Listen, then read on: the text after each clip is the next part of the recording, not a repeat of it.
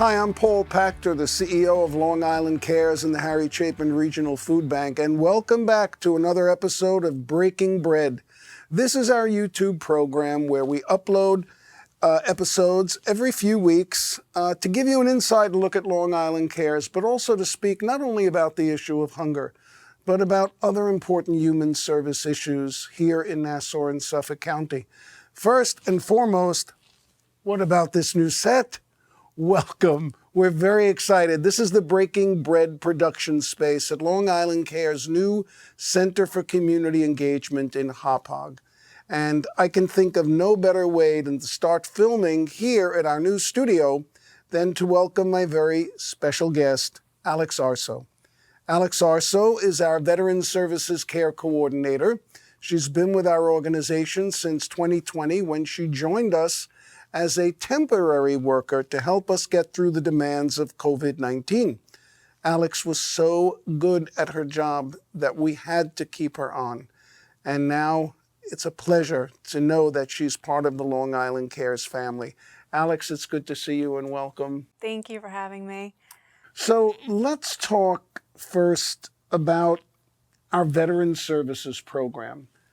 Long Island Cares is currently supporting, with food and other services, more than 1,500 veterans and their families. And as you know, about a year and a half ago, we decided to expand our services to include care coordination, because many of these veterans are really in need of more than just food. So give our viewers a little bit so they can better understand what we're talking about when we say care coordination for our veterans. Absolutely. So we meet most of our veterans through our satellite sites and other food distributions, and they typically come regularly, and that's how we get to know them on a more personal level. And we start to learn about some of the other issues that they're facing, whether it be unstable housing or issues with healthcare.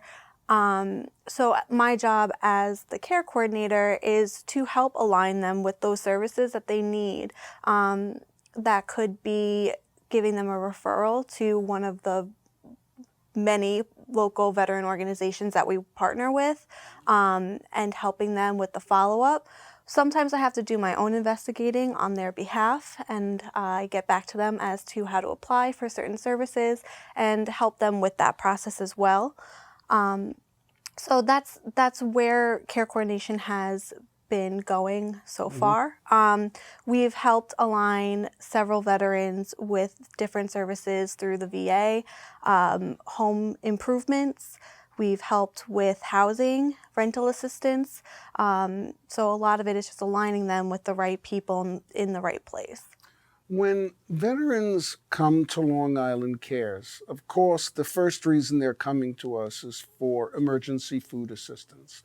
So in interviewing the veterans, speaking to them about more than just their need for food, you seem to be uncovering a host of issues and services that they need. If you look at the veteran population that we serve, give me a sense of who they are. I know that right now, in terms of the population we serve, that we probably can count on one hand how many veterans we know that were in battle in World War II.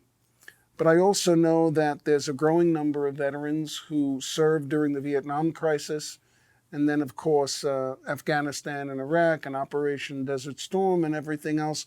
So give me a sense of who they are. Absolutely. The majority of the population we see are veterans who served in Vietnam, some of them Korea, most of them at retired age.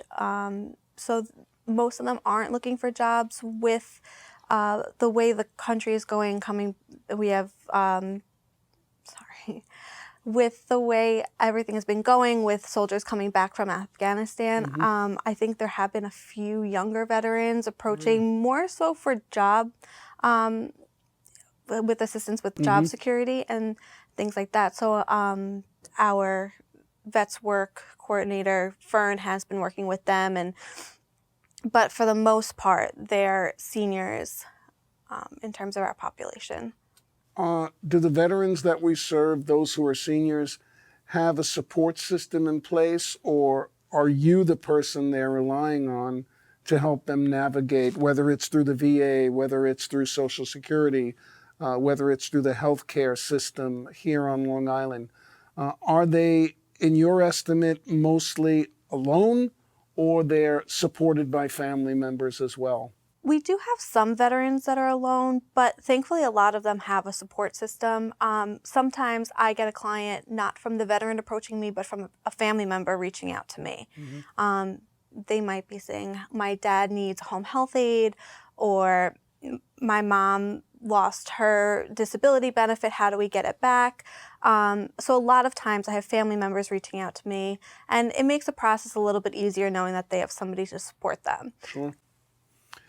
In terms of the services that they're in need of, what would you say is number one, number two? You've mentioned housing, you've mentioned assistance with entitlement programs, probably accessing the Veterans Administration. In your day-to-day work, what do you see as one or two of the top priorities of our veterans? I would say home health aides are up there, especially with COVID-19. They're hard to come by. They're hard to keep. Unfortunately, there's not a lot of people who feel safe entering somebody else's home, especially if they're a senior and vulnerable. Right. So that's definitely one of the top. Another one would probably be healthcare services. Navigating the VA healthcare system is difficult. It sometimes takes 4 or 5 phone calls to different people to figure out who's the right person to go to. So those would probably be the top two. Do you find yourself in a position where you're trying to access either health or mental health services for our veterans, and you're sort of hitting a roadblock trying to deal with the Veterans Administration? Yes, absolutely. For the most part, there are some really great people working there who work really hard to help you navigate things, but there is also some confusion within the VA itself. So sometimes they're not always sure how to proceed. So it's a lot of problem solving. I mean, I'm not knocking the Veterans Administration at all, but during the times, especially on Tuesdays when our satellites are only open for veterans and their families, I've heard veterans verbalize their frustration, trying to get to Northport, trying to find someone to work with them one-on-one, who to contact, who to reach out to. And of course, that's where you come in. From your vantage point, I mean, you know our organization, you know what we do with veterans in terms of Military Appreciation Tuesday, in terms of Vets Work, where we've placed, close to 200 veterans in gainful employment. When we started care coordination, for us, it was another peg in the wheel where we can, provide a comprehensive approach to working with our veterans. So from what you know, how significant, how important is care coordination for veterans and their families? I think it's very important. The system in itself is really difficult to navigate, and most people don't know where to start. So having somebody who is connected to various veteran organizations, I have some contacts at the VA, it gives me a one-up in terms of figuring out where is the best place to start and where to send them. And that alone takes a lot of time, and it's a lot of time and effort that people don't always have in their daily life. Do you find yourself at times getting frustrated with the system and how it responds to our veterans and their families? Absolutely. I think myself, other organizations as well, and veterans in general have gotten frustrated. It's not easy to navigate. And you collaborate with a number of other organizations on Long Island that support and serve our veterans. And I think for us, for me at least, the significance of care coordination is that it allows Long Island Cares an opportunity to sort of close the circle.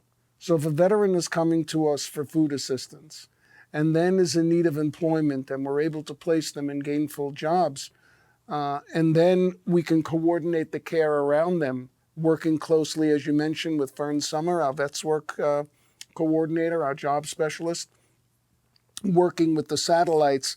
There is a team approach. And from your vantage point, How important is that there is a team where veterans can, they have an opportunity to work with, 4 or 5 different staff people at Long Island Cares, with you being the main person because you're doing the care coordination? It's incredibly important, and it's good that we're all able to communicate as well, because then we know who is working on what and what has and hasn't been done already. Additionally, our external partnerships have been proven to be equally as valuable. We have a relationship with several organizations, and I actually meet with them once a month, and it gives us all an opportunity to tell each other what we're working on, where we're struggling. There are times that I'll send out an email to the entire group, because if someone in the group can't help, a lot of times they'll know somebody who can. So that's been really helpful. So it sounds like there's a lot of resource development and exploration of what services are available, and then, of course, what services work.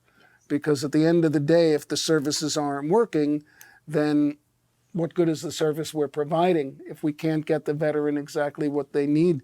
We look at Long Island, and it's common knowledge that Long Island has the second largest concentration of veterans in the United States, only secondary to San Diego, California, and we don't have an Army base here on Long Island. So for some reason, there's all these veterans who live here and now find themselves in need of entitlements, benefits, support services. What does that say about our society when the people who've put themselves on the front lines of defending the country and do a few tours of duty, and then they come back and the system is not prepared to work with them? Does that make you frustrated? Absolutely. I think in a lot of ways we are failing our veterans, and we need to be doing more, and the system needs to be a little bit easier for them, because you're right, they did serve our country, they fought for this country, and they deserve certain benefits of that when they get back. Well, I think I'm pretty comfortable knowing that in spite of the obstacles that our veterans on Long Island have had, that we're fortunate enough to have somebody like you on our staff who cares about this population, who's able to establish very meaningful, workable relationships with them. I wish I had more time to talk to you about care coordination and get into other issues that you're working on, but we'll save that for a different program. Alex, it was good to have you here. What a pleasure to welcome Alex Arso to Breaking Bread. If you like what you see, if you enjoy the program, if the information is helpful to you, then please consider subscribing right here to our YouTube program on, of course, the YouTube channel. Until next time, I want to thank Cinepro Studios for all of their support in putting together Breaking Bread and filming it for us, and to thank you for continue watching. Until next time, this is Paul Pachter, CEO of Long Island Cares. Have a good day.